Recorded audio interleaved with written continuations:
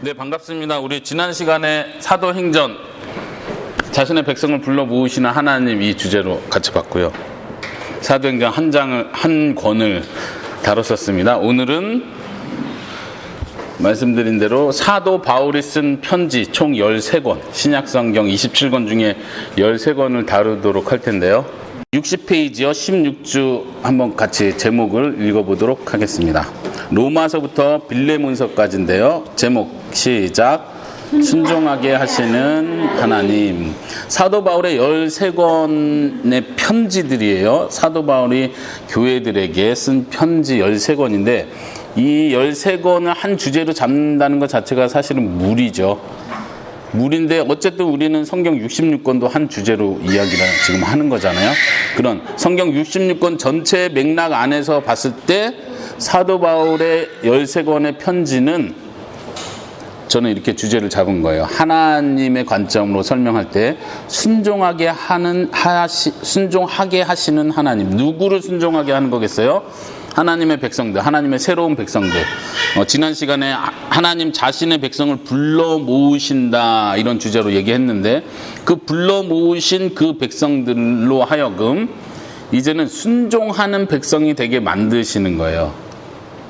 그래서 오늘 이 주제가 굉장히 중요한데 왜냐하면 우리가 신앙생활을 쭉 오랫동안 해오면서 보통은 은혜로 구원받는다는 얘기를 하면서 순종에 대해서 굉장히 이렇게 그냥 따라오든가 옵션으로 뭐 천국에서 상급을 받으려면 더 열심히 순종하고 뭐 아니면 개털 모자 쓰고 그냥 천국 들어가야지 뭐 이런 식으로 옵션으로 순종을 생각하는 경우가 종종 있고 반대로 순종을 너무 강조하다 보니까 하나님의 은혜나 복음의 핵심을 놓친 상태에서 마치 내가 순종하지 않으면 벌을 받고 순종하지 않으면 하나님의 자녀가 아닌 것처럼 느끼게 만드는 어떤 좌절에 빠지게 하는 그런 율법적인 교훈들이 많기 때문에 양극단 사이에서 우리가 성경이 어떻게 균형 있게 순종을 강조하는지를 잘 배우는 게 필요하다. 그런 의미에서 오늘 순종하게 하시는 하나님 이 주제가 중요하다고 생각을 합니다. 지금 우리가 다루는 13권은 성경 66권 순서대로 되는 거기 때문에 여러분들이 그 순서 때문에 헷갈리지 않았으면 좋겠어요. 혹시 지난주에 제가 별도로 나눠드린 페이지 있죠? 6페이지였나요? 예, 사도행전하고 서신서 같이 볼 수 있게 따로 나눠드렸던 페이지. 혹시 그거 없으신 분들은 60페이지를 그냥 보시면 되고요. 그걸 먼저 보고 하면 좋겠네요. 여기 시대 순서로 보는 신약성경 해가지고 사도행전 1장부터 12장까지는 교회의 탄생과 그 세워져 가는 과정이고 사도행전 13장부터 28장까지가 1차, 2차, 3차, 4차까지 전도 여행을 표현한다고 했어요. 먼저 제1차 때 쓰여진 거 한 권은 갈라디아서, 2차 선교 여행 때 쓰여진 2권은 데살로니가 전서 후서, 3차 여행 때 쓰여진 4권은 고린도 전후 로마서, 4차 여행 때 쓰여진 4권은 옥중서신이라고 했었죠. 에베소서, 골로새서, 빌레몬서, 빌립보서. 여러분들 이거를 가능하면 좀 머릿속에 그리시면 좋겠어요. 1차 때 1권, 2차 때 2권, 3차 때 3권, 4차 때 4권. 이 정도는 외울 수 있잖아요. 근데 그 갈라디아서 네. 쓰는 시기를 네. 1차로 보시는 분도 있고 다르게도 보시잖아요. 예. 근데 목사님은 1차로 보시는 거예요? 네, 저는 1차로 봅니다. 근데 제가 1차 전도 볼 때도 갈라디아에 가지를 않는데 지도, 예, 좋은 질문입니다. 그 지도를 한번 같이 볼까요? 사모님께서 역시 예리하시게 좋은 질문을 해주셨습니다. 지도가 58페이지 지도 보시면은 거기 1차 전도 여행 때 갈라디아서를 썼다고 하면은 지금 여러분들 혹시 보이세요? 안디옥, 다시 말하면 49년도, 그러니까 안디옥에서 출발해가지고 안디옥으로 도착해서 갈라디아서를 썼다고 보는 거잖아요. 근데 이제 사모님 말씀 갈라디아를 방문하지 않았다. 갈라디아가 어딨냐면 사실은 그 지도에는 안 나오고 뒤로 넘기시면요 59페이지에 보면 갈라디아라고 이렇게 지역 이름이 써 있는 데 있거든요. 혹시 보이십니까? 여기 지역에. 3차 예, 3차 지도에 보시면 갈라디아 그 지역 표시가 있어요. 이제 이게 좀 지역 구분이 잘 안 나왔는데 보통 갈라디아 하면 그 당시에 소아시아의 중심 지역인 지금 그 표시된 그 지역을 보통 가리키고요. 또 하나는 갈라디아라고 했을 때 그 소아시아 지역의 남부 지역을 또 갈라디아라고 표현을 했었어요. 그러니까 1차 지역으로 볼 것 같으면은 보세요. 한번 따라와 보세요. 그쪽에도 왼쪽에도 안디옥이라고 써 있는데 보이십니까? 안디옥, 이고니온, 루스드라, 더베 이 네 지역을 갈라디아 지역이라고 또 표현을 해요. 그래서 남부 갈라디아 보통 이렇게 표현을 하고요. 위에 아까 3차 거기에 표시된 그 갈라디아 지역을 북부 갈라디아 보통 이렇게 표현을 해요. 그래서 물론 이제 사모님 지적하신 것처럼 어떤 학자들은 그 북부 갈라디아를 가리키면 1차일 수가 없다. 그래서 이제 그 연도를 뭐 2차 이후로 3차로 이렇게 보기도 하거든요. 학자들 사이에. 그 논쟁은 여전히 많이 있는데 신학적으로나 전통적으로 1차 때 쓰여졌다고 보는 것이 가장 자연스럽고 좋습니다. 갈라디아서의 내용은 뭐죠? 우리가 좀 갈라디아서 하면 뭐에 대한 강조가 먼저 떠오르십니까? 네, 율법으로 의롭게 되는 것이냐, 믿음으로 의롭게 되는 것이냐, 이거에 대한 어떤 논의가 있는데, 사실 1차 선교 여행 이후에 1차 선교 여행이 사도행전 13장이죠. 그럼 15장에서 2차 선교 여행을 떠나기 전에 15장에서 예루살렘 회의가 있죠. 그 회의의 핵심도 똑같은 주제였거든요. 이게 율법이 여전히 필요하냐, 예수님 믿고 의롭게 되는데 율법이 여전히 필요하냐, 아니면 오직 믿음으로 구원받느냐, 이방인들에게 특히 복음이 전해지는 그 과정 속에서. 그래서 예루살렘 회의와 비교했을 때도 그 회의 전후에 그 주제를 다루고 있다라는 차원에서 갈라디아서도 1차 선교 여행 그때로 보는 것이 더 자연스럽습니다. 네, 다시 돌아올까요? 6페이지 좀 더 설명해 볼게요. 그 그림을 보시고 1차, 2차, 3차, 4차, 5차까지. 5차는 마지막 이제 사도행전을 배경으로 하진 않지만요. 5차 때 로마 감옥에서 나오고 또 한 번 선교 여행을 했는데 그때 이제 마지막 쓴 디모데 전후서, 그러니까 목회자가 된 디모데에게 마지막으로 쓰는 편지. 디도서도 똑같이 목회자라고 했죠.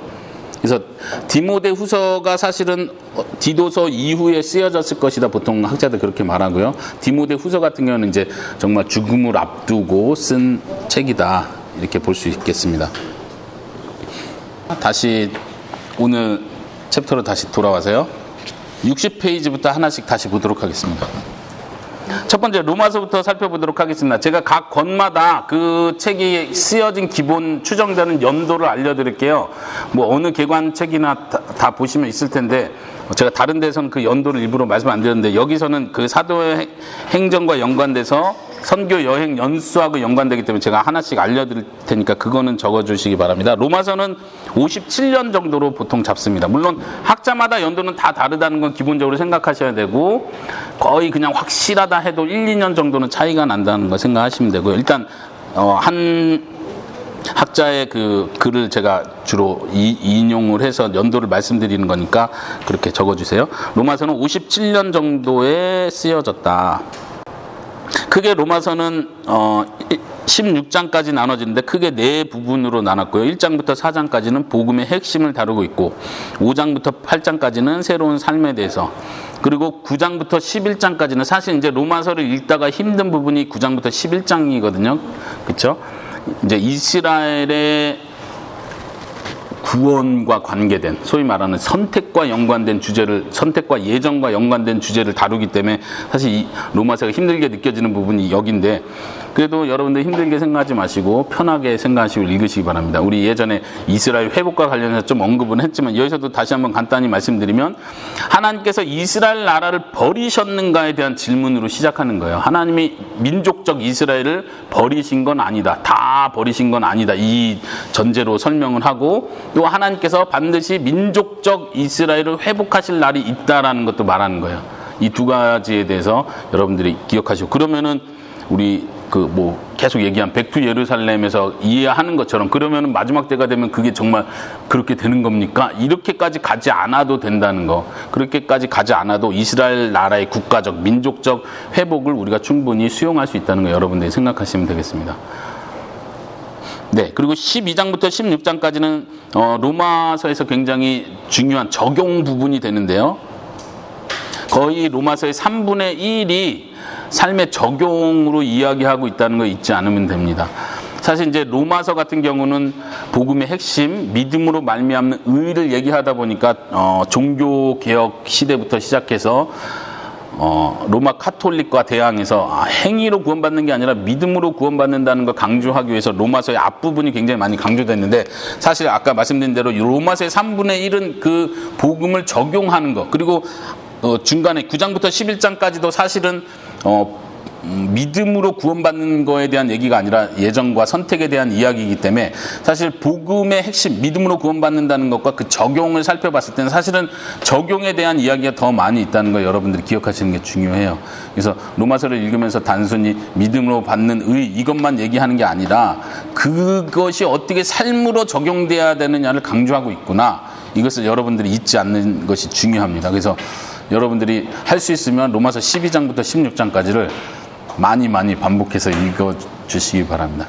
오늘 그 성경 개관의 제목처럼 하나님께서는 단순히 우리에게 지식과 교리를 가르쳐 주는데 초점과 목표가 있는 것이 아니라 그것을 어떻게 우리 삶에 적용할 것이냐, 여기에 초점을 두고 있다는 것. 우리가 은혜 받은 자로서, 믿음으로 구원받은 자로서 우리의 삶이 어떠해야 하느냐, 복음에 합당한 삶이 무엇이냐를 설명하는 부분에 로마서가 많이 할애되고 있다는 것 기억하시기 바랍니다. 예전에 복음서 얘기할 때도 그런 얘기했죠. 많은 지금 사복음서들이 예수님의 죽음, 고난, 죽음, 부활 이 부분을 굉장히 많이 다루고 있다. 그러니까 예수님의 일대기를 다루는 게 관심이 아니고 지금 이 죽음 자체에 초점이 있는 것처럼 로마서도 사실은 그런 패턴이에요. 앞부분은 어떤 면에서 서론이고 뒷부분에서 지금 사도 바울이 하고 싶은 말을 위해서 앞부분의 서론으로 복음을 설명하고 있다는 걸 기억하셔야 돼요. 그런 면에서 로마서의 초점이 실제적 우리의 삶의 강조가 있다는 걸 잊으면 안 되고요. 두 번째, 고린도전서요. 고린도전서 후서를 같이 볼 수 있겠는데, 고린도전서는 아까 말씀하신 것처럼 사랑에 대한 이야기가 키워드라고 생각하시고, 1장부터 그 연도요, 55년도 기록 연도 한번 적어주세요. 55년도. 고린도 도시에 있는 교회들에게 쓴 편지인데, 사도 바울이 여기에 교회를 세우고 그 다음에 소식을 들으니까 여기 많은 분쟁과 분란이 있다, 여러 문제들이 있다는 소식을 듣고 그거에 대한 답변을 하기 위해서 쓴 편지입니다. 1장부터 6장까지는 분쟁에 대해서 음행에 관련된 어떤 문제 해결을 위한 답변들을 하고요. 7장부터 16장까지도 여러 주제들, 그들이 물어온 질문들에 대한 답변 형식으로 이 편지를 쓰고 있습니다. 결혼에 대해서, 우상에 대해서, 예배에 대해서, 부활에 대해서, 특히 부활에 대해서는 15장, 고린도전서 15장 적어주시고요. 아까 사랑장은 고린도전서 13장. 예, 그 다음에 뒷부분은 연보에 대해서 기록하고 있다는 거, 이 정도로요. 그 다음에 고린도 후서는요, 1장부터 13장까지 있는데 그 아래 한번 그 세 부분으로 나눈 걸 보시면, 첫 번째는 바울 사역에 대해서, 그 다음에 중간은 연보에 대해서 다시 한번 강조해요. 지금 고린도 전후서가 연보에 대해서 공동적으로 강조한다는 거 기억하시면 좋겠고요. 그 다음에 후반부 세 번째 부분은 사도직에 대한 변호. 이제 사도 바울의 편지에서 많이 등장하는 주제 중에 하나가 사도 바울 자신의 권위에 대해서, 사도됨에 대해서, 사도직에 대해서 변호를 많이 해요. 그럴 수밖에 없는 게, 우리 지난 시간 사도행전에서 얘기한 것처럼 사도 바울은 예수님을 본 적도 없는 사람인데 12사도의 레벨에 올라가 있는 거거든요. 그러니까 많은 사람들이 사도 바울의 말이 틀렸다라는 근거로 이 사람은 사도 자격이 없다는 얘기를 자꾸 하는 거예요. 그러니까 도리어 베드로든 뭐 요한이든 잘 아는 사람들은 내가 사도 바울보다 훨씬 난 전도자다, 도리어 사도 바울이 지금 잘못 가리키고 있다, 사도 바울의 이 전도, 복음의 핵심은 율법이 아니라 믿음으로 구원받는다는 걸 계속 강조를 하니까 어설프게 알고 있는 잘못된 전도자들은 자꾸 예수님을 믿지만 율법은 지켜야 된다. 예수님은 믿지만 할례는 받아야 된다. 최소한 이런 얘기를 자꾸 하면서 사도 바울하고 교리가 부딪히는 거죠. 그럴 때 사도 바울을 도리어 공격을 하는 거예요. 이 사람은 사도의 자격이 없는 사람이다. 그러니까 사도 바울은 할 수 있는 대로 자신이 어떻게 사도가 됐는지, 예수 그리스도의 부름을 받아서 하나님에 의해서 사도로 세워진 사람이다. 이런 얘기를 보통 편지 앞부분에 인사말에서 계속 항상 반복을 하고요. 그 다음에 내가 어떻게 사도가 됐는지, 내가 왜 사도인지를 계속 이렇게 변호하는 내용들이 많이 있습니다. 특별히 고린도 후서 그 뒷부분에 나온 부분에 사도 바울이 얼마나 고생을 했는지, 이 전도 여행을 하면서 얼마나 고생을 했는지 이런 얘기들을 쭉 나열하는 장면들이 나오죠. 네, 넘기겠습니다. 갈라디아서는 아까 제일 첫 번째 쓰여진 첫 번째 책으로 이해한다고 했습니다. 여기서도 1장부터 2장은 사도직에 대한 변호. 지금 갈라디아서에 아까 처음 이야기한 것처럼 행위로 구원받는 것이 아니라 믿음으로 구원받는다는 얘기를 갈라디아에 있는 교회들에게 강조하기 위해서 이거를 강조하는데, 사람들은 여전히 너가 사도가 아니니까 그런 엉뚱한 소리를 한다라고 얘기를 하는 거죠. 사도 바울은 계속해서 내가 하나님께 부름받은, 하나님의 명령에 의해서, 하나님의 부름에 의해서 세워진 사도다, 이걸 계속 강조하고 있고요. 1장에 보시면 우리가 좀 익숙히 아는 표현으로 다른 복음을 전하는 자는 하늘로부터 내려온 천사라도 저주를 받을 것이다, 막 이런 표현을 하죠. 지금 다른 복음은 다른 얘기가 아니라 율법으로 구원받을 수 있다, 율법도 필요하다라고 말하는 그 구원론을 말하는 거예요. 오직 은혜로, 오직 믿음으로 구원받는다. 여러분들이 신앙생활 하면서 이 기본 교리, 기본 복음의 베이직을 아주 확실하게 아셔야 돼요. 이거를 제가 성경 개관하면서 설명하거나 이렇게 하진 않는데, 어쨌든 내가 이거 좀 헷갈린다 하면은 목숨을 걸고 이거를 연구하시고 배우시고 또 공부를 통해서든 설교를 통해서든 여러분들 확실히 기초를 다지셔야 됩니다. 이건 완전 기초예요. 이게 안 돼 있고 그 다음 뭔가를 쌓아가기 시작하면 공로 사상에, 내가 이만큼 노력한 만큼 하나님이 복을 주시겠지, 공로 사상에 빠질 수밖에 없어요. 그래서 갈라디아서는 최소한 이거를 강조하고 있습니다. 여러분들이 그런 부분에 약하다면 갈라디아서를 충분히 읽어보시고, 또 아까 로마서 앞부분에서도 그런 내용을 읽으시면 도움이 될 것 같습니다. 3장 4장도 믿음을 통한 칭의에 대해서, 그리고 5장에서 6장은 어떤 면에서 좀 적용점이라고도 할 수 있는데요, 성령의 열매에 대해서 성령을 쫓아 행하라, 이런 표현을 하죠. 그러니까 율법으로부터 자유했기 때문에 이제 방종하고 너 마음대로 살아라 이렇게 가는 것이 아니라, 우리가 율법의 노예에서는 자유했지만 우리는 성령을 따라 행하고 성령의 열매를 맺는 사람이 돼야 된다. 이게 갈라디아서 6장에 나오는 부분이죠. 성령의 열매 9가지 혹시 기억하십니까?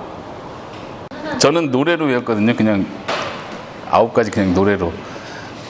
오직 성령의 열매는 사랑이랑 화평, 인내와 자비와 양성, 충성과 온유와 절제. 하여튼 알아서 외우십시오.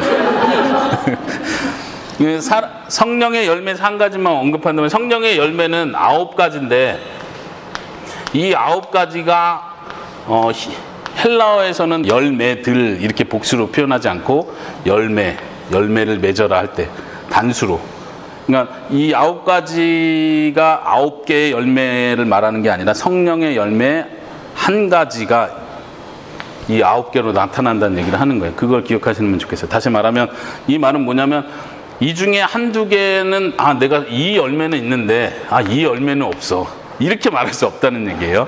이 9가지는 동시에 다 같이 나타나는 거예요.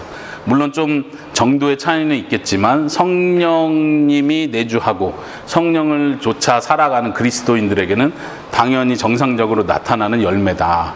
그런 차원에서 이 9가지를 같이 생각하시는 게 중요합니다. 네, 다시요. 넘어오겠습니다. 에베소서는 하나됨이란 키워드가 있고, 저장 연도는 60년에서 61년경.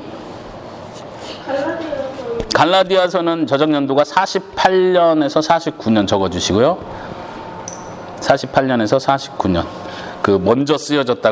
제일 먼저 쓰여졌다고 생각할 때요. 그다음 에베소서는 60년에서 61년경이고 에베소서 하면 보통 우리가 제일 먼저 생각나는 건 교회에 대한 책이다, 뭐 교회론이다 이렇게 보통 표현을 해요. 근데 어쨌든 여러분들 기억하셔야 될 건 사도 바울의 모든 책은 서신, 다시 말하면 편지라는 걸 기억하셔야 돼요. 편지라는 말 알죠? 우리 오늘날 시대와 비슷한 형식의 그 편지 형식을 그대로 지키고 있어요. 사도 바울이 또 유난히 똑똑하다고 할까요? 똑똑했기 때문에 그 편지가 좀 어려운 것도 있고 굉장히 논리적인 편지기도 하지만 어쨌든 편지라는 거. 편지라는 얘기는 그 당시에 사도 바울이 예를 들면 에베소 교회에 이 편지를 썼으면 에베소 교회의 목사님이 그 편지를 들고 성도들한테 읽어주는 형식이죠. 그리고 이거를 카피할 수 있는 사람이 카피를 해서 다른 교회, 그 지역에 있는 다른 교회들에게도 돌려서 그 에베소에 보낸 편지를 같이 읽게 만드는. 그러니까 편지라는 걸 생각하면 여러분들이 성경을 해석하고 이해하는 데 많이 도움이 될 거예요. 그 아주 중요한 그 배경인데, 다시 말하면 여러분들이 에베소서를 읽을 때 제일 좋은 방법은 1장부터 6장까지를 한꺼번에 읽으시는 거예요. 모든 편지를 그렇게 읽으시는 게 제일 좋아요. 예를 들면 고린도 전후서는 좀 기니까 한 2토막 내서 지금 제가 이렇게 잘라놓은 정도, 최소한 이 정도는 나눠서 보시는 게 좋을 것 같아요. 가능하면은 그 앉은 자리에서, 바로 앉은 자리에서 뭐 30분 정도면 대부분 다 읽을 수 있으니까, 더 짧은 건 더 빨리 읽을 수 있고, 그래서 편지는 항상 그 자리에서 다 읽는 게 여러분들에게 도움이 되고 이해하는 데 도움이 됩니다. 우리가 너무 한 구절 한 구절 묵상하는 데 좀 익숙해지다 보니까 전체 문맥과 상관없이 해석하고 은혜 받는 경우가 종종 많이 있거든요. 그런 실수를 범하지 않기 위해서도요. 어쨌든 에베소서를 절반으로 나눴을 때 앞부분은 좀 교리적인 거, 후반부는 실천적인 내용을 강조하고 있습니다. 그 다음에 빌립보서는요, 61년에서 62년경 적어주시고, 빌립보는 사도 바울이 선교 여행을 하면서 유럽 쪽에서 제일 처음으로 세운 교회라고 했었죠. 그 루디아를 통해서 사도행전 16장을 배경으로 그 빌립보 교회가 세워진 이야기가 나오고요. 빌립보는 1장부터 4장까지 있고요. 그 내용 눈으로 보시고, 그 다음에 골로새서는 60년에서 61년 사이에 써진 편지입니다.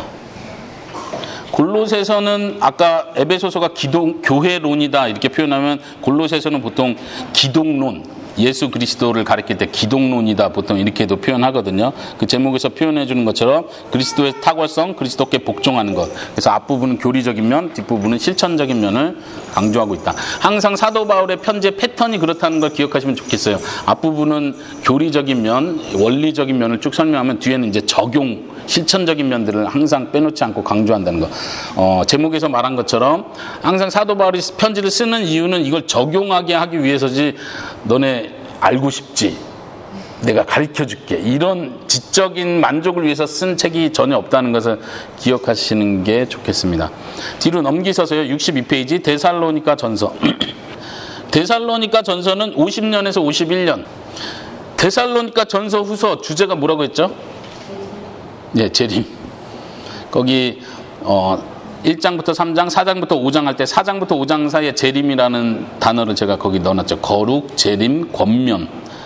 재림이라는 주제가 여기 등장하고, 후서에서는 재림이 더 전면적으로 부각돼가지고 주의 날이라는 단어를 사용하면서 예수님의 오심, 강림에 대한 얘기를 하거든요. 주의 날이라는 표현 자체가 지금 구약 시대부터 계속 강조하던 주의 날, 그 날을 연상케 하는 거예요. 구약 선지자들이 계속 주의 날을 강조할 때 여러분들 혹시 기억나십니까? 주의 날은 유대인들은 그 당시에 주님의 날이 오면, 주님이 전사라고 표현하죠. 용사로서, 왕으로서, 전쟁의 왕으로서 이 땅에 오신 그 주의 날이 되면 모든 우리의 악한, 우리를 괴롭혔던 대적의 나라들을 하나님께서 다 심판하실 날이다, 우리가 회복되는 날이다, 이렇게 유대인들은 기억하고 있었죠. 그런데 아모스 선지자는 너희가 주의 날을 왜 사모하느냐, 그 날은 심판의 날이 될 것이다, 너희가 도리어 심판받는 날이 될 것이다, 어둠의 날이 될 것이다, 이렇게 도리어 역설적으로 표현했다고 했는데, 주의 날은 구원의 날임과 동시에 심판의 날이다. 지금 데살로니가 후서에서도 그런 패턴으로 설명을 합니다. 하나님께서 다시 오시는 그날 갚아주실 것이다, 보복하실 것이다, 이런 표현. 구원이 있을 것과 동시에 하나님의 심판이 있을 것을 같이 말해주는 그 재림에 대한 개념을 이야기하고 있습니다. 네, 넘어갈까요? 데살로니가 후서도 그 비슷한 시기로, 같은 시기로 적어 놓으시면 될 것 같고요. 50년에서 51년. 그 다음에 디모데 전서요. 디모데 전서, 디모데 후서는 이제 사도 바울의 마지막 생애 때 적어졌다고 했죠. 그래서 연도는 62년에서 64년. 디모데 후서는요, 연도는 더 늦게 잡아서 64년에서 68년 정도로. 사도 바울이 순교한 때를, 네로 황제에 의해서 순교한 때를 68년 정도로 보통 학자들이 잡거든요. 그러니까 그 죽음의 때까지로 잡는 겁니다. 디모데 전후서는 디모데, 목회자인 디모데. 지금 사도 바울의 다른 책들은 다 교회들에게 하는 거죠. 그 지역의 교회. 그래서 데살로니가 전서 후서든 데살로니가 지역의 교회들에게 쓰는 편지라면, 지금 디모데 전후서 디도서는 사람 이름이죠. 그래서 그 사람, 그 목회자에게 개인적인 편지를 쓰고 있다는 걸 기억하시면 좋겠고. 그래서 디모데 전후 디도서도 저는 개인적으로 여러분들이 아까 말한 대로 배경을 알아야 된다고 했는데, 지금 개인에게 쓰는 편지라는 거를 이해하시고 디모데 전후서 편지를, 내가 사도 바울이 디모데에게 한 편지를 엿본다는 생각으로, 나한테 한 말이 아니라 디모데에게 한 말이구나. 물론 모든 성경이 다 그렇죠. 다 1차적 독자가 다 있죠.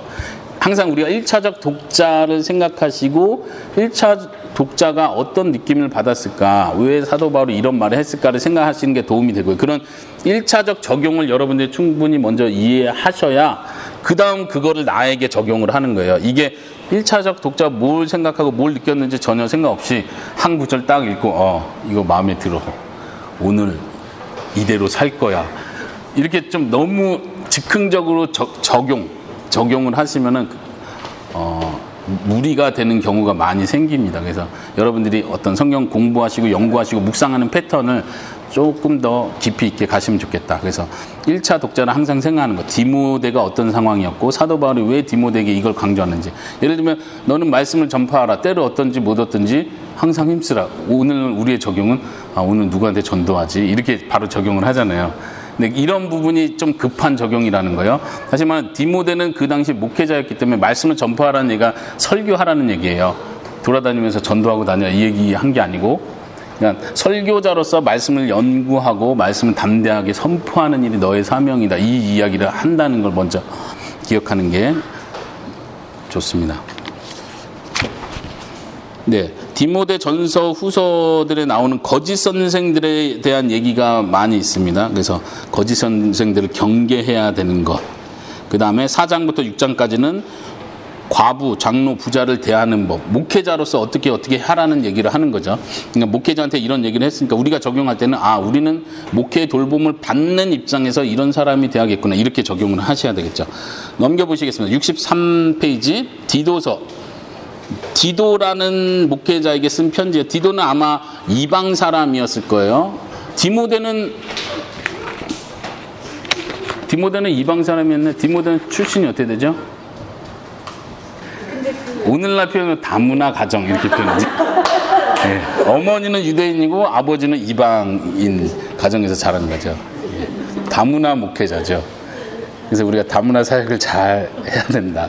우리 2세들이 이 목회 사역을 잘 감당할 수 있도록. 근데 지금 엔시더 얘기는 엄마가 유대인이고 아빠가 이방인이었지만 디모데는 유대인 엄마한테 교육을 받았기 때문에 유대인 혈통이다, 이렇게 말할 수 있다.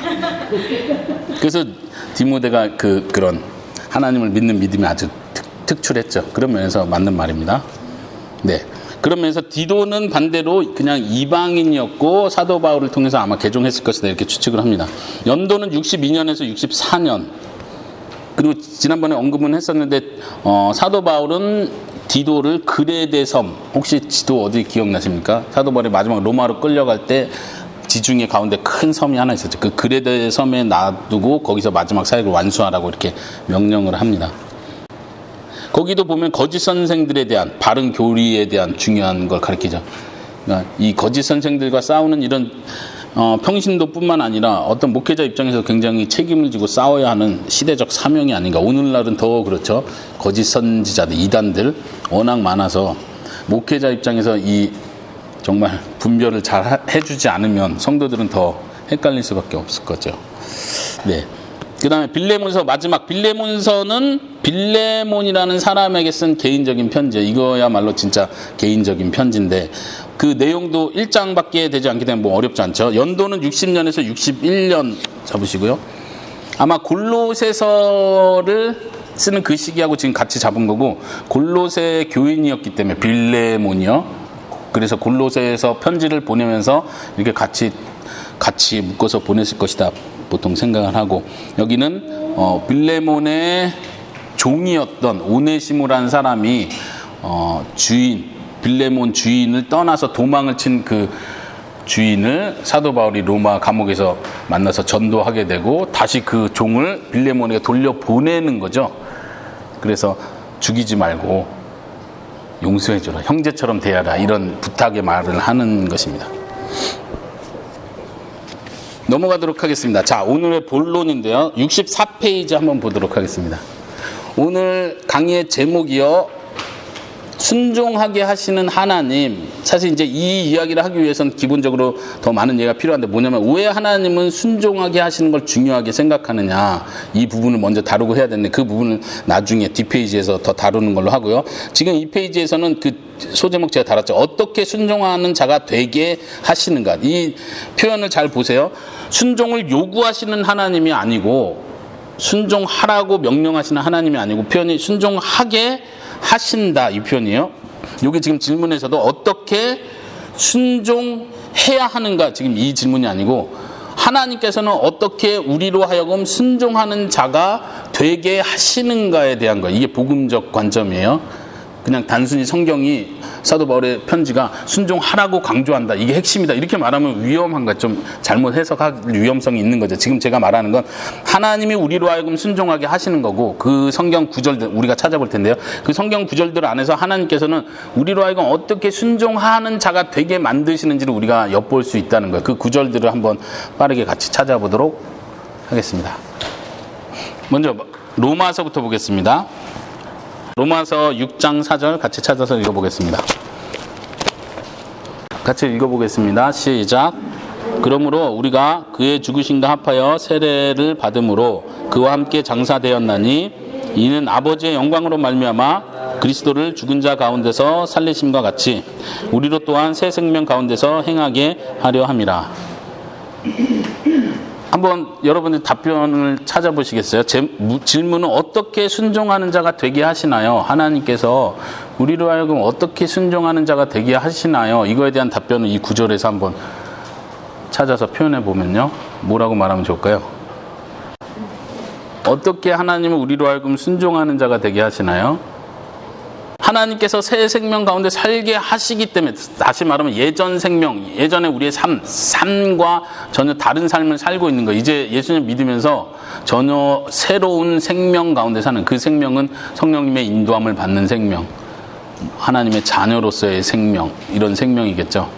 그러니까 다른 표현으로 하면 거기 표현되어 있는 대로 새로운 신분을 주시는 거예요, 우리에게. 8장 31절도 한번 찾아보겠습니다. 뒤로 넘기셔서 8장 31절부터 39절까지 이 표현은 여러분들 많이 아시죠? 한번 눈으로 쭉 읽어보시고요. 다른 분이 한번 답변해 보시겠어요? 어떻게 우리로 하여금 순종하는 삶을 살게 하시는가?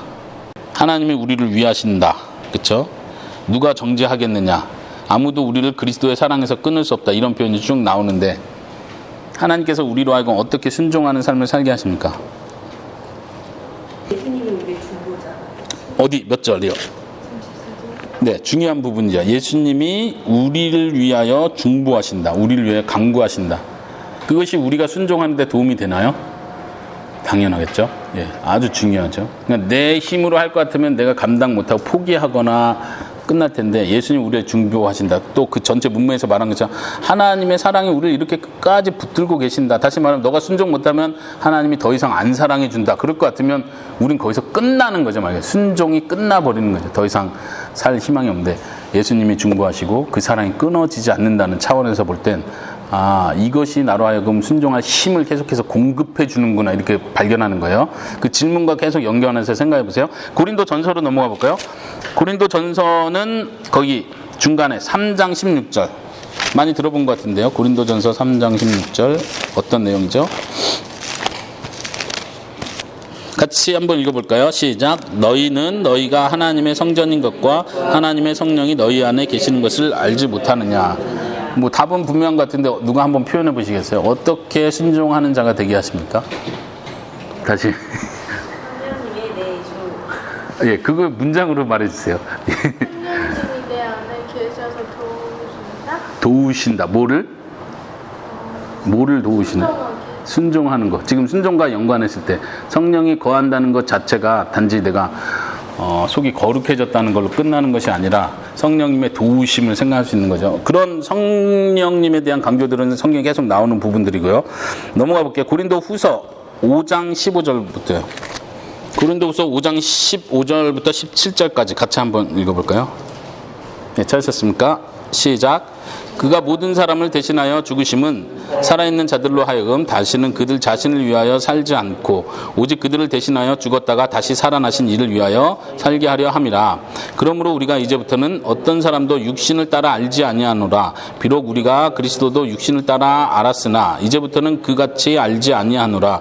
그런즉 누구든지 그리스도 안에 있으면 새로운 피조물이라. 이전 것은 지나갔으니 보라 새 것이 되었도다. 17절은 우리가 많이 외우는 구절 중에 하나인데 다른 분이 한번 말씀해 보실까요? 어떻게 우리로 하여금 순종하는 자가 되게 하십니까? 새로운 피조물이 되면 순종할 수 있게 되나요?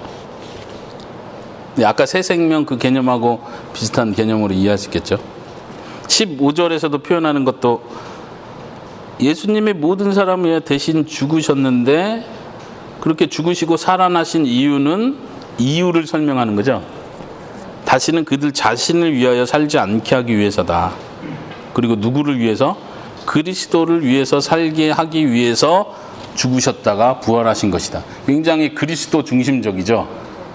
우리는 우리를 위해서 예수님이 죽었다. 여기까지만 알잖아요. 우리가 아는 복음의 한계가 거긴데 나를 위해서 죽으셨다. 얼마나 감사한가. 근데 여기 본문은 누구를 위해서 죽었냐면 그리스도를 위해서 살게 하시려고 대신 죽으셨다가 살아나셨다는 거예요. 예수님의 살아나심 때문에 우리도 새로운 생명으로 살아나는 거고 그 새로운 생명으로 산다는 것 자체가 이제 뭘 위해서 사느냐가 달라졌다는 거예요. 그 전에는 옛날 생명은 나를 위해서 사는 거고 이제 새로운 생명은 예수님을 위해서 산다. 지금 이 얘기를 하는 그런 의미에서 새로운 피조물이다 이렇게 얘기하는 거예요. 우리가 새로운 피조물 17절 이해할 때 그 문맥에서 같이 이해하는 게 그래서 중요한데 새로운 피조물이니까 이제 난 자유야. 이 자유를 맛보라는 얘기가 아니라 그 앞에서부터 얘기하는 이제는 그리스도를 위해서 사는 거구나. 새로운 피조물이구나. 예전에 하나님이 처음 천지를 창조하실 때 그 목적이 이루어지는 거죠. 처음 하나님께서 하나님을 위해서 사는 사람들을 만들기를 목적하셨는데 그 목적이 이제 예수님의 죽으심과 부활을 통해서 성취되는 걸 보여줍니다. 갈라디아서로 넘어가 보겠습니다. 갈라디아서 4장 4절에서 6절. 여기도 같이 한번 읽어볼까요? 4절에서 6절. 시작. 때가 참에 하나님이 그 아들을 보내사 여자에게서 나게 하시고 율법 아래 나게 하신 것은 율법 아래 있는 자들을 속량하시고 우리로 아들의 명분을 얻게 하려 하심이라. 너희가 아들이므로 하나님이 그 아들의 영을 우리 마음 가운데 보내사 아빠 아버지라 부르게 하셨느니라. 여기도 성령님을 보내셨다. 아버지라 부르게 하셨다. 속량하셨다. 이런 얘기가 있거든요. 좀 실질적으로 이게 내가 순종하는 것에 어떻게 도움이 되죠? 갈라디아서에서는 여기서도 다시 새로운 신분에 대한 강조가 되는 거고요. 성령님에 대한 거예요. 결국은 구약시대와 제일 대조되는 건 뭐냐면 구약시대에서도 하나님 이걸 해라. 내 말에 순종해라. 내가 시험한다. 본다. 잘해라. 내가 복 주고 싶다. 아무리 이렇게 말해도 사람들은 계속 실패를 해왔죠. 근데 신약시대, 다시 말하면 새로운 언약 아래 있는 우리에게 전혀 달라진 건 성령님의 내주예요. 이따 뒷부분에서 총 정리할 때도 다시 한번 강조하겠지만 이제는 우리는 성령님이 내주하심으로써 하나님 아버지라고 부를 수 있는 관계가 된 거죠. 성령님께서 실제적으로 아까 에스더가 표현한 것처럼 실제적으로 우리가 순종하는 그 일을 도우시기 위해서 있다는 걸 기억하셔야 돼요. 이런 성령 전체의 흐름을 이해하는 것이 중요한 이유가 자꾸 성령을 생각할 때 우리가 은사 쪽, 체험 쪽으로만 강조해 가는 게 이런 큰 성령의 그림을 보지 못해서 그런 거거든요. 성령님은 단지 은사 체험을 주려고 이 땅에 오신 게 아니라는 거예요. 성령 체험을 위해서 순종하는 자를 만들기 위해서 이 땅에 오셨다는 거예요. 우리 지난 시간에 사도행전 하면서 그런 표현했잖아요. 표적과 기사 얘기하면서 그걸 통해서 믿음이 자란다. 그렇다면 그건 성령님이 하신 일이에요. 근데 그 표적과 기사 보고 교만해진다. 그건 성령님이 하신 일이 아니에요. 믿음이 자라고 그것으로 인해서 믿음이 순종하는 걸 통해서 하나님께 순종하는 자가 되게 하시는 거. 그것이 성령님이 목표하시는 거예요. 순종하는 걸 통해서 그리스도가 높아지는 거. 그것이 성령님이 하시는 거죠. 근데 이게 순종하는 것 같은데 많은 은사자들이 그러잖아요. 순종 막 강조하고 음성 듣고 순종을 했는데 결국 그리스도가 높아지는 게 아니라 누가 높아져요? 네, 음성 듣는 그 사람이 높아지잖아요. 저는 들립니다. 막 이러면서. 이거는 지금 역행하고 있다는 증거예요. 네.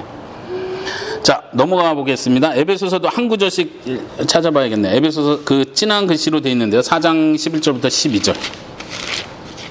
다른 구절들도 여러분들이 정말 말씀을 사모하는 마음이 있어서 더 알고 싶다면 그 적어놓은 구절들만이라도 여러분 집에서 하나씩 다 읽어보시기 바랍니다. 지금 찾는 구절은 그 진하게 표시한 구절만 읽을게요. 4장 11절부터 12절 같이 읽어보겠습니다. 시작. 그가 어떤 사람은 사도로, 어떤 사람은 선지자로, 어떤 사람은 복음 전하는 자로, 어떤 사람은 목사와 교사로 삼으셨으니 이는 성도를 온전하게 하여 봉사 일을 하게 하며 그리스도의 몸을 세우려 하심이라. 은사에 대한 얘기가 나오고 12절이 중요한 거예요. 이는 그 목표, 이유를 설명하죠. 성도를 온전하게 한다. 그리고 봉사의 일을 하게 한다. 그리고 그리스도의 몸을 세우게 하려 한다. 은사가 주어지는, 소위 말하는 성령의 역사가 나타나고 성령의 체험들이 나타나는 근본적인 목적과 목표는 여기에요. 한 성도가 하나님 안에서 온전한 자로 자라가는 거, 성숙해 가는 거, 그 일을 통해서 봉사의 일을 감당하는 거, 그걸 통해서 교회가, 그리스도의 몸인 교회가 계속 건강하게 세워져 나가는 거. 이 초점을 벗어난 은사 사역들을 조심하시면 돼요. 예, 얼마든지 성령님이 역사하실 수 있고 우리가 그걸 사모해야 되지만 이 초점을 벗어나서 계속 이게 추구되고 있으면 빨리 분별을 하셔야 돼요. 여러분들의 책임은 분별하는 게 여러분들의 책임이에요. 그 다음에 빌립보서로 넘어가 볼까요? 빌립보서 1장 6절 읽어보겠습니다. 시작. 너희 안에서 착한 일을 시작하신 이가 그리스도 예수의 날까지 이루실 줄을 우리는 확신하노라. 착한 일, 선한 일 이렇게 표현했는데 누구를 가리키는 거죠? 여기서 그 착한 일을 시작하신 이가 누구죠? 예수 그리스도의 날까지라고 표현되어 있는 거 보니까 하나님 아버지 아니면 성령 하나님이시겠네요. 근데 보통은 하나님 아버지로 이해하는 게 자연스럽겠죠? 우리가 순종을 할 수 있는 건 아까 로마서에서 살펴본 것처럼 우리의 구원이 보장되어 있다는 그 확신 안에서 우리가 순종할 수 있는 거예요. 다시 말하면 두려움으로 우리가 순종을 하는 게 아니고 구원에 대한 확신 그 안에서 하나님의 사랑이 끊이지 않는다는 그 확신 안에서 우리가 순종할 마음이 생기는 거죠. 여러분들 자신을 좀 돌아보시면 좋아요. 내가 자꾸 어떤 말씀에 순종하고 말씀대로 살아가는 게 부담과 힘겨움으로 느껴지고 있는지, 마치 이거 안 하면 하나님하고 멀어질 것 같고 하나님이 나를 더 이상 잘 안 들어주실 것 같고 두려운 마음, 불안한 마음 때문에 내가 순종을 부담으로 느끼고 있는지, 그 마음 자세를 확인하는 게 굉장히 중요합니다. 여러분들이 성경에서 말하는 설교 말씀을 듣고 깨닫는 바에서 내가 그래 그렇게 살아야지라고 느낄 때 이게 단순히 부담으로 다가오고 있는지, 아니면 이미 하나님이 예수님께서 나를 위해서 해놓으신 그 일 때문에 내가 순종할 마음이 솟아나고 있는 건지, 이거를 계속 확인하시기를 바랍니다. 여기서 그걸 말하죠. 하나님이 시작했는데 하나님이 완성한다. 그럼 내가 할 일이 없는가? 아니요. 그 안에 내가 기쁨으로 순종하는 삶을 사는 거예요. 골로새서로 넘어가 봅시다. 1장 28절이요. 읽어보겠습니다. 시작. 우리가 그를 전파하여 각 사람을 권하고 모든 지혜로 각 사람을 가르침은 각 사람을 그리스도 안에서 완전한 자로 세우려 함이니. 아까 완전한 자로 세운다는 표현하면서 은사 얘기했었잖아요. 목사와 교사로 세운다고 했는데 그 목적이 온전한 자로 세운다고 했는데 지금 여기서는 뭘 볼 수 있어요? 우리가 라고 표현한 거 보니까 사도 바울하고 그 함께 동역하는 사역자들을 말하는데, 사역자가 예수님을 전파하고 각 사람을 권면하고 각 사람을 지혜로 가르치고. 왜 그렇게 해요? 완전한 자로 세우기 위해서다. 순종하는 자로 세우기 위해서다. 그런 면에서 오늘날 사역자들의 역할이 굉장히 중요하겠죠. 이제 오늘날 뭐 성령의 시대 얘기하면서 또 사역자는 필요 없다 우리. 우리 모두가 제사장이다. 뭐 이렇게 하잖아요. 그러나 여전히 하나님께서는 지금도 교회 안에 하나님의 사역자들을 세우고 계세요. 그 일을 세우시는 이유는 다른 것이 아니라 성도들 한 사람을 온전한 자로 세우기 위해서 그런 일들을 지금도 하고 계시다는 거 우리가 받아들여야 되죠. 네, 넘어가 볼까요? 데살로니가 전서 5장 23절 23절 24절까지 읽어볼까요? 시작. 평강의 하나님이 친히 너희를 온전히 거룩하게 하시고 또 너희의 온 영과 혼과 몸이 우리 주 예수 그리스도께서 강림하실 때 흠없게 보존되기를 원하노라. 너희를 부르시는 이는 미쁘시니 그가 또한 이루시리라. 부르시는 이는 미쁘시니 또한 이루시리라. 완성까지 하나님께서 책임지신다는 얘기예요. 아까 너희 안에 착한 일을 시작하신 이가 끝날까지 이루실 줄을 확신한다. 이 표현하고 지금 같은 표현이고, 또 이제 이거 가지고 영, 육, 혼 이렇게 3분설 얘기하는 은사자들이 많아요. 하여튼 거기까지는 설명할 겨를이 없네요.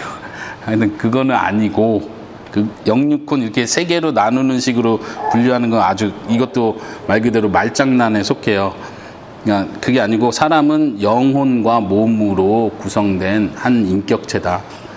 한 전인이다. 이렇게 이해하시는 게 자연스럽고요. 여기서 강조하는 건 뭐예요? 그리스도의 날까지 흠없게 보존되기를 원한다. 사도 바울이 기도를 하는 내용이죠. 내가 이렇게 되기를 원한다. 그리고 그 일을 하나님께서 하신다. 하나님께서 너희를 온전하게 하시고 거룩하게 하신다. 그 일을 하고 계시고, 또 사도 바울은 그 일을 위해서 계속해서 기도하는 입장에 있는 거고, 우리가 적용할 때는 나도 이런 기도를 해야 되겠구나. 내 자신을 위해서. 하나님, 내 온 인격이, 내 전인이 하나님 앞에 온전한 자로 그리스도에 오시는 그날까지 살아갈 수 있도록 도와주세요. 그렇게 살겠습니다. 이렇게 우리가 적용할 수 있겠죠. 네, 데살로니가 후서요 3장 14절도 찾아보겠습니다. 읽겠습니다. 시작.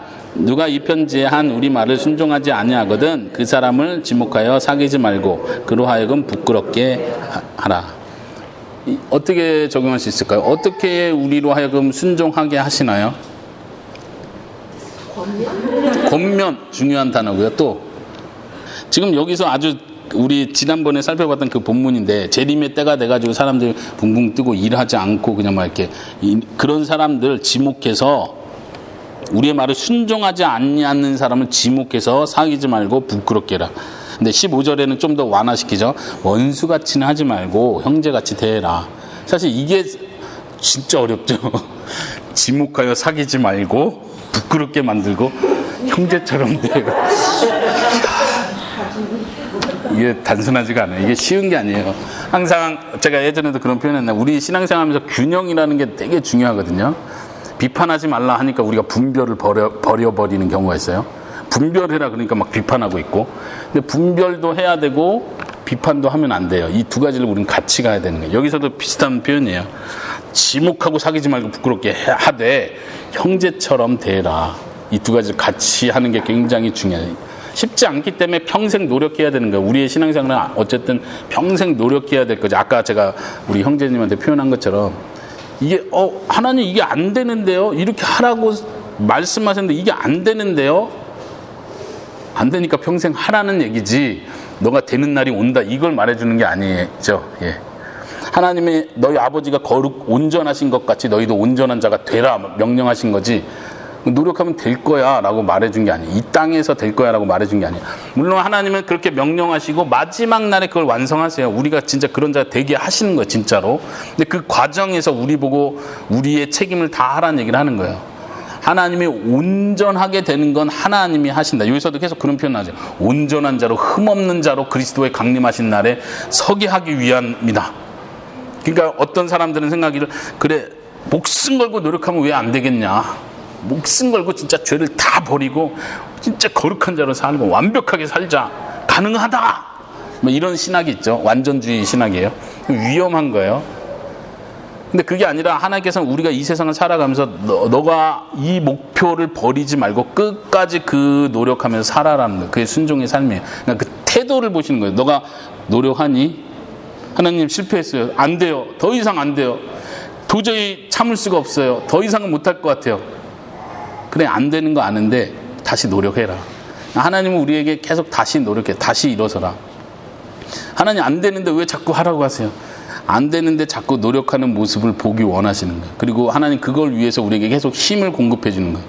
만약 하나님이 너 또 못했냐? 또 못했냐? 또 못하네? 또 못하네? 야 10년째다. 야 20년째 너 지금 그거 가지고 힘들어하고 너 더 이상 너 안 돼. 구제불능이야. 하나님이 이렇게 나오지 않는다는 거예요. 아까 앞에서 살펴본 것처럼 하나님 끝까지 예수 그리스도의 사랑을 끊을 자가 아무도 없다. 하나님이 끝까지 이루신다. 하나님은 포기하지 않는데 우리가 포기하고 있는 거예요. 하나님 안 되던데요. 하나님 안 되겠어요. 더 이상은 노력해도 소용없어요. 안 할게요. 저 이거는 포기할래요. 자꾸 우리의 신앙생활의 많은 성숙 면에서 막 포기하려고 우리가 포기하고 있어요. 하나님은 우리가 기준에 못 미치는 것 때문에 버리지 않으세요. 기준에 못 미치는 것 때문에 우리를 적으로 생각하지 않으신다는 얘기예요. 그거는 이미 예수 그리스도 안에서 회복시켜 놓고 보장해 놓은 거예요.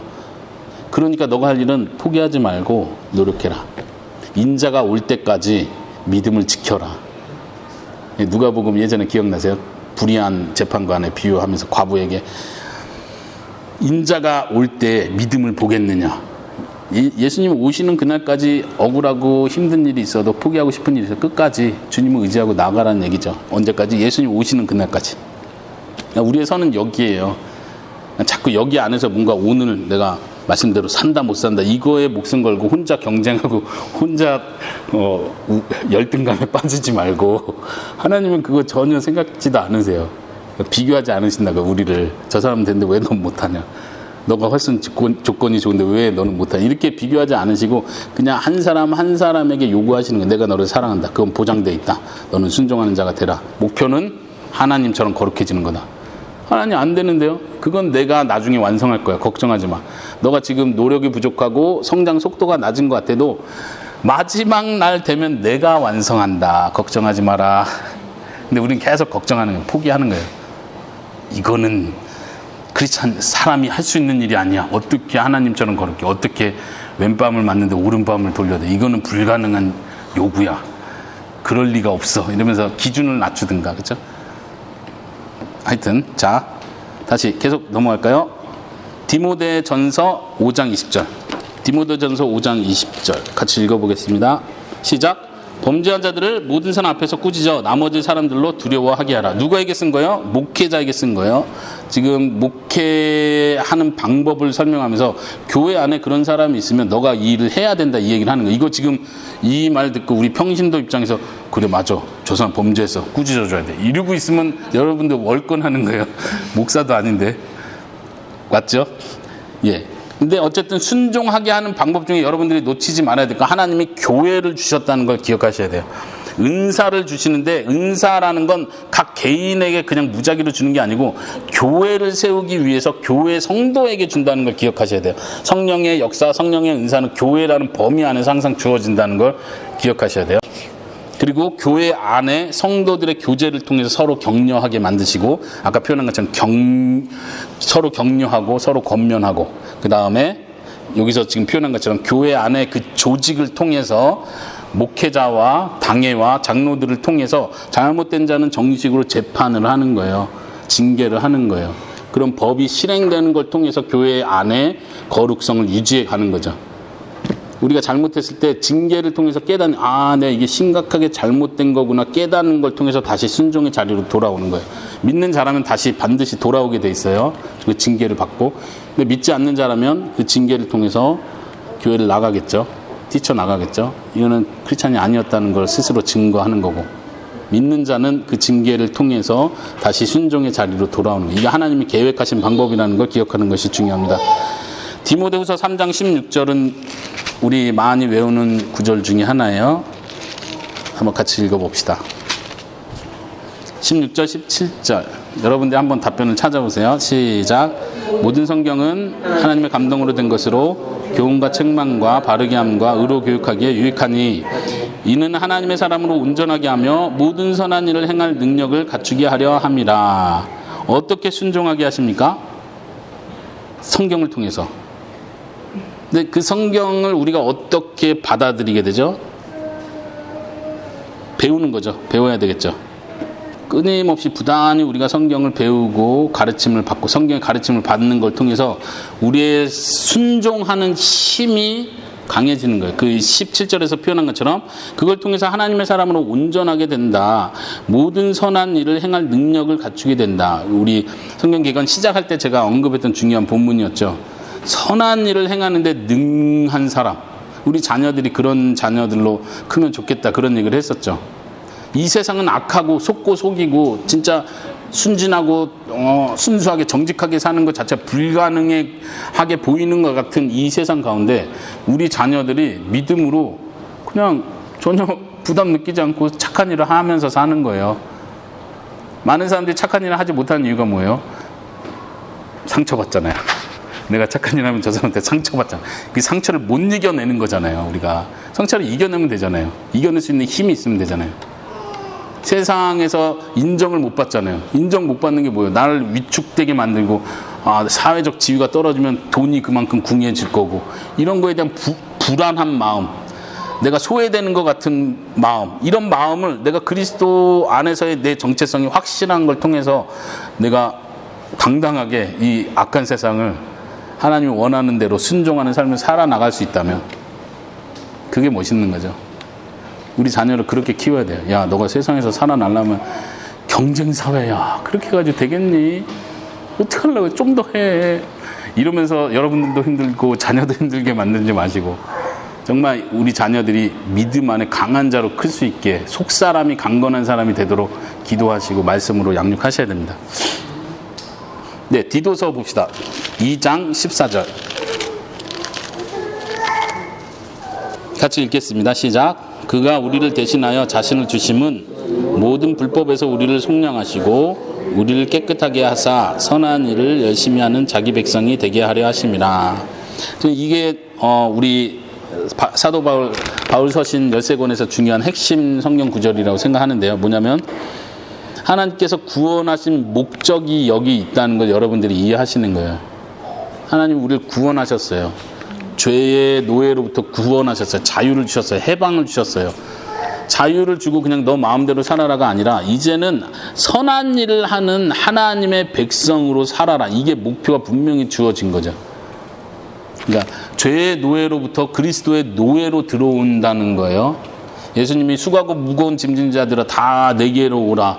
내가 너희를 쉬게 하리라. 그러니까 예수님 안에 가가지고 모든 짐을 내려놓고 그냥 퍼질러서 쉬는 게 아니고 나는 온유하고 겸손하니 내게 와서 배워라. 나의 멍에를 메라. 이렇게 말씀하시죠. 우리가 예수님의 멍에 안으로 들어가는 거지 모든 멍에를 벗어버리는 게 아니에요. 다시 말하면 이제는 하나님을 원하는 백성의 모습으로 순종하는 자로 우리가 살아가는 거지 이제 자유했으니까 내 마음대로 산다, 자유롭게 산다 이런 뜻이 아니라는 거죠. 하나님께서 구원하신 목적이 그렇다는 것. 마지막으로 빌레몬서를 찾아볼까요? 빌레몬서는 아까 개인에게 쓴 편지라고 해서 한번 1장 21절 찾아보겠습니다. 읽어볼게요. 시작. 나는 내가 순종할 것을 확신함으로 내게 썼노니 내가 내게 말하는 것보다 더 행할 줄을 아노라. 혹시 여기서 어떻게 적용하면 좋을까요? 이 질문과 관련해 어떻게 순종하게 하시나요? 하나님께서는 누가 한번 답변해 볼까요? 답변 안 하셨던 분 중에? 예. 1차적으로는 그거죠. 목회자가 성도를 믿어주는 그 신뢰, 그것 때문에 힘을 얻고 순종을 더 기쁘게 할 수 있게 된다는 거고 2차적으로는 성도가 서로 믿어주고 격려해 준다는 걸 기억하면 좋을 것 같아요. 사도 바울의 서신서를 읽다 보면 의외로 사도 바울이 칭찬을 엄청 잘해요. 하여튼 사도 바울은 의외로 그 사람들을 믿어주고 칭찬해 주는 일을 굉장히 잘해요. 그리고 나서 뒤에서 엄청 또 혼내죠. 칭찬부터 시작해요. 일단 여러분들도 서로 형제 자매 간에 교제를 나눌 때 그런 부분이 필요해요. 우린 칭찬하다 끝나잖아요. 사실 그 다음 단계 넘어가면 관계 깨질까 봐 무서워하잖아요. 그렇게 가도 안 되고 성경에 그런 표현이 있죠. 진리 안에서 사랑을 말하라. 예. 기억개정 성경에는 어떻게 번역됐는지 모르겠는데 진리와 사랑이 우리가 함께 실천되는 게 굉장히 중요해요. 서로 사랑하라고 했으니까 잘못된 점은 그냥 지적하지 말고 넘어가죠. 그건 하나님의 방법이 아니에요. 교회를 통해서 징계하시는 거고, 성도가 서로를 책망하고 격려하고 서로를 경계할 수 있도록 해주는 것이 하나님의 방법이에요. 교회를 통해서, 성도 간의 관계를 통해서. 여기서도 칭찬을 해주는 사도 바울의 모습을 볼 수 있습니다.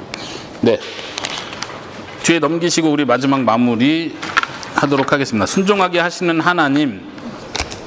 에베소서 2장 10절 그 성경 구절을 같이 한번 읽어보겠습니다. 바른 성경 버전이에요. 시작.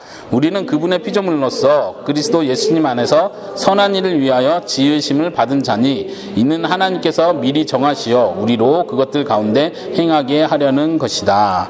여기서도 잘 보세요. 하나님께서 구원하신 목적을 이야기하는 부분이에요.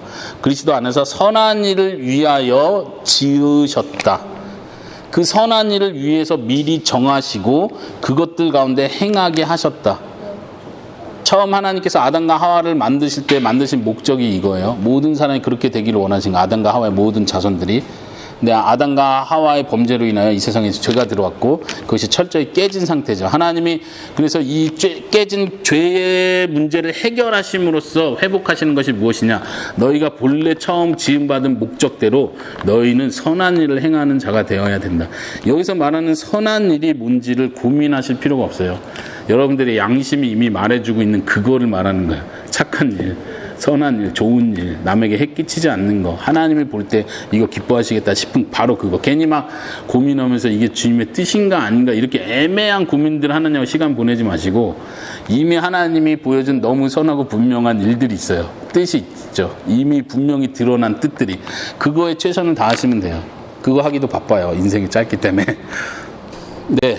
디도서 그 부분도 아까 우리가 읽었던 부분이에요. 거기서도 밑줄 친 부분에 보면 하나님께서 선한 일을 열심히 하는 자기 백성이 되게 하셨다. 이것도 구원의 목적으로 얘기하신 거죠. 이것이 바로 우리가 구원받는 자로서 우리가 나아가야 될 방향이라는 걸 보여주죠. 자, 한번 그 세 포인트가 정리해 준 건데 우리가 앞에서 살펴봤던 여러 구절들을 정리해 준 부분인데 하나씩 읽어보겠습니다. 순종하게 하시는 방법 1번 같이 읽어봐요. 시작. 그리스도를 통해 새 신분을 주심. 그 새 신분이란 표현이요. 새 생명을 주신다. 새로운 피조물이다. 새 사람이다. 이런 표현들이요. 2번 순종하게 하시는 방법. 두 번째 시작. 돕는 자를 보내심. 여기서 돕는 자는 누구겠어요? 거기 써 있죠. 첫 번째 성자 예수님, 성령 예수님. 우리가 헷갈리면 안 되는 게 예수님도 본인을 보혜사라고 표현하셨어요. 예수님께서 요한복음에서 내가 또 다른 보혜사를 보낼 텐데 할 때 또 다른 이런 표현이요. 누가 그럼 첫 번째 보혜사지? 예수님 자신을 보혜사로 내가 너희를 돕기 위해서 이 땅에 왔다고 말씀하시는 거예요. 그리고 이제 성령님이 또한 돕는 자가 되신다는 거. 아까 성령 구절 찾으면서 예수님은 우리의 중보하신다. 로마서요. 그 다음에 성령님도 우리를 위해서 중보하고 기도하신다. 로마서 8장에 나오죠. 그 부분. 그리고 감독을 세우시는 일. 돕는 자가 감독이에요. 감독이 혹은 목사, 장로로 이해하면 되겠죠. 그 다음에 성도가 서로가 돕는 자가 되는 거예요. 여러분들이 교회 공동체 안에 들어올 때는 내가 도움을 받기 위해서 목사님, 사역자를 통해서 내가 영적 양육을 받기 위해서만 왔다고 생각하시면 안 되고 내가 동참하는 그 순간, 내가 세례를 받고 교회 회원이 되는 그 순간부터 나도 누군가를 항상 돕는 자가 돼야 돼요. 나도 누군가를. 그걸 여러분들이 놓치지 않으셔야 되겠고요. 그 다음에 또 하나 은사를 통해서 교회를 세워가신다. 네, 그 돕는 자들, 교사를 세우시고 목사를 세우시고 전도자를 세우시고 혹은 이제 은사 쪽 계속 보면 건면하는 은사, 긍휼을 베푸는 은사가 있는 사람들 다 자기 은사를 따라서 이런 일을 할 때 누군가는 계속 도움을 받고 혜택을 받겠죠. 하나님께서 그 일을 철저히 하고 계시다. 성령님께서 은사를 나눠주신다. 성령님께서 그 모든 일을 관리하시는 거예요. 그러니까 오늘날 성령 은사 쪽으로 많이 지나치게 치우쳐 있는 사람들의 문제는 항상 그거예요. 개인적인 체험으로 그냥 끝나버린다든가 내가 병났고 내가 신나고 뭐 그걸 통해서 전도한다 뭐 자꾸 그러는데 전도하는 게 아니라 전도하는 게 자기 자랑하는 걸로 끝나는 경우가 많죠. 정말 예수님을 높이는 쪽으로 항상 가야 되고 교회를 세우는 쪽으로 항상 가야 된다. 교회를 세우는 일, 예수님을 높이는 일과 거리가 멀다 생각하면 어떤 신기한 기적이 일어나고 말도 안 되는 역사가 일어나도 과감하게 판단하세요. 그게 기준이에요. 딴 거 없어요. 교회를 세우고 있는가? 예수 그리스도가 높아지고 있는가? 반대는 사람이 높아지고 있어요. 교회가 자꾸 분열이 일어나요. 이거는 과감하게 아니다. 됐다. 이렇게 생각하시기 바랍니다. 자, 한번 성경 구절 거기에 찾아보겠는데요. 로마서 8장 26절 있는 부분이요. 같이 읽어보겠습니다. 시작. 이와 같이 성령도 우리 연약함을 도우시나니 우리는 마땅히 기도할 바를 알지 못하나 오직 성령이 말할 수 없는 탄식으로 우리를 위하여 친히 간구하시느니라. 아멘. 27, 28절까지 한번 읽어볼까요? 계속 시작. 마음을 살피시는 이가 성령의 생각을 아시나니 이는 성령이 하나님의 뜻대로 성도를 위하여 간구하심이라. 우리가 알거니와 하나님을 사랑하는 자 곧 그의 뜻대로 부르심을 입은 자들에게는 모든 것이 합력하여 선을 이루느니라. 그 뒷부분 모든 것이 합력하여 선을 이룬다, 이 표현을 좀 설명해 드릴 텐데, 여기서 말하는 그 모든 것은 뭘 말할까요? 그 문맥상. 우리가 이제 보통 일반적으로 생각하는 뭐 여러 문제가 있지만 다 잘 될 거야. 다 이게 안 좋은 일도 다 전화위복이 돼서 다 복이 될 거야. 이런 식으로 생각하잖아요. 근데 여기서 일단 선이란 개념을 생각할 필요가 있고, 선이라는 게 우리가 생각하는 단순한 복은 아니라는 건 분명하죠. 근데 선이란 얘기가 왜 갑자기 툭 튀어나온다고 생각하세요? 선 혹은 좋은 것 이렇게 번역할 수 있는데 왜 갑자기 좋은 것을 이룬다 이런 얘기가 나왔을까요? 사실 로마서를 좀 자세히 살펴보면 우리가 잘 아는 로마서 7장에 사도 바울이 그런 표현하죠. 내 속에 선한 것이 거하지 않는 줄 안다. 내 속에 악만 나오더라. 내가 원하는 바는 내 속에 있는데 원치 않는 그것이 내가 튀어나오더라. 내 속에 선한 것이 없다. 그리고 7장, 8장 넘어가면서 그걸 설명하는 거야. 이 모든 것이 협력해서 믿는 그 사람에게 선이 이루어지더라.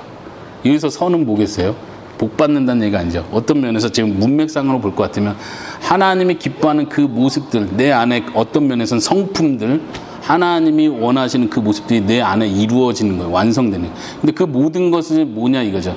제가 이해하는 바로는 로마서 앞부분 복음회부터 설명한 대로 예수님의 대속 사역과 성령님의 중보 사역, 하나님 아버지의 끊이지 않는 그 구원의 계획, 보증, 이 모든 것이 합력해서 우리 안에 선을 이루는 거예요.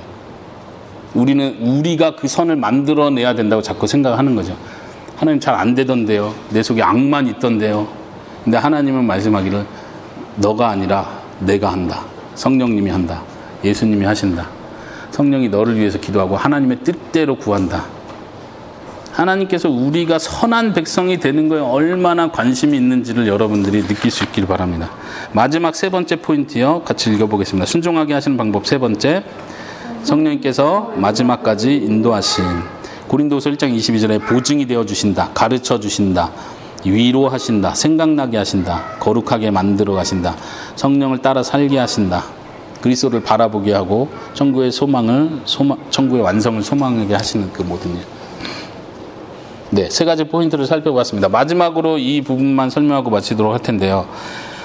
창세기부터 우리가 개관을 이 맥락 안에서 쭉 살펴보는데 그 그림으로 다시 여러분들이 생각을 했으면 좋겠어요. 아담과 하와가 실패한 그 선, 하나님의 뜻대로 사는 것, 순종하는 삶을 실패했어요. 하나님은 그 실패를 허락하셨죠. 그걸 통해서 하나님이 목적하신 것은 아담과 하와가 이제는 영원토록 하나님의 말씀에 순종하는 사람으로 만들기 위해서 이 죄를 허락하셨다는 거예요. 이 전체 그림이 그거예요. 하나님의 관심은 회복에 관심이 있어요. 그게 천국이고 하나님 나라의 도래고 하나님 나라의 완성이고 심판이고 재림이고 한데 이게 우리가 이 개념이 딱 동떨어져 가지고 예수님 오시면 좋은 나라가 오겠지, 천국이 오겠지, 황금길을 걷겠지만 이렇게 별도로 생각하는 게 아니라 창세기부터 있었던 그 역사를 여러분이 쭉 그려보세요. 하나님이 계획하신 건 완벽한 하나님의 임재가 있는, 하나님의 순종이 이루어지는, 하나님의 뜻이 이루어지는 그 하나님의 임재의 장소를 생각하셨는데 죄의 유입으로 인해서 그게 마치 깨진 것 같이 보였어요. 근데 하나님은 그걸 계획하시는 걸 통해서 예수 그리스도를 보내시고 예수 그리스도를 보내시는 걸 통해서 우리 사람이 온전히 새로운 사람이 된 거예요. 성령님이 내주하는 사람이 된 거예요. 아담과 하와가 처음 창조받았을 때 생기를 불어넣었잖아요. 그때 그 생기 불어넣은 그 상태하고 이제 성령님이 새로운 피조물이 된 우리에게 성령님이 내주하시고 그리스도가 재림하신 그날 완성될 우리의 상태하고 아담의 상태하고 우리의 상태하고 비교해 봤을 때 우리가 훨씬 더 나은 상태에 있다는 걸 여러분들이 아셔야 돼요. 하나님은 그걸 계획하신 거예요. 그러니까 우리는 그 과정 가운데 있죠. 그 과정 가운데 완벽한 성취가 이루어지는 그 과정 가운데, 그리고 하나님은 우리 이 과정에서 명령하는 거예요. 거룩해라, 서로 사랑해라, 너 자신을 부인하고 하나님을 위해서 살아라, 하나님을 기뻐하는 대로 그냥 살아라. 근데 우리의 대답은 하나님 안 되던데요, 너무 힘들던데요, 불가능해 보이는데요, 제가 어떻게 끝까지 하겠습니까? 근데 하나님은 내가 다 준비해놨다, 교회를 세워놨고 말씀 사역자를 세워놨고 성령을 내 안에 보내주지 않았냐, 예수 그리스도께서 지금 기도하고 있지 않느냐, 내가 너를 버리지 않는다고 말하지 않느냐, 힘드냐? 버텨라, 버텨라.